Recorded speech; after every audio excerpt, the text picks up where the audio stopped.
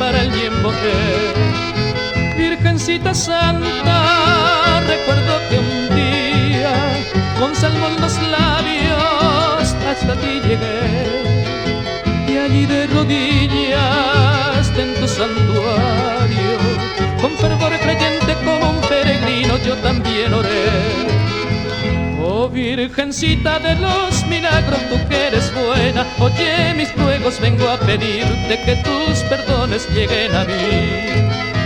Caudal de hechizos y de ternuras hay en tus ojos, que son azules como ese cielo que cubre el suelo donde nací.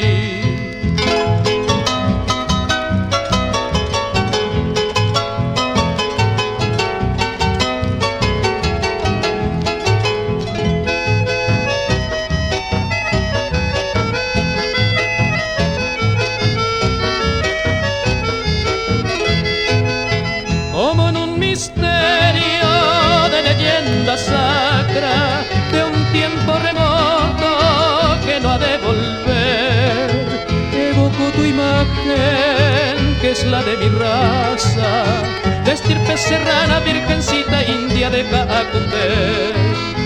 Un día quisieron llevarte muy lejos, pero en un misterio dijiste no ver.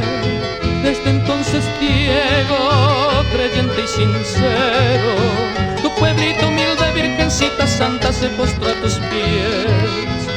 Oh Virgencita de los milagros, tú que eres buena, oye mis ruegos, vengo a pedirte que tus perdones lleguen a mí. Caudal de hechizos y de ternuras hay en tus ojos, que son azules como ese cielo que cubre el suelo donde nací.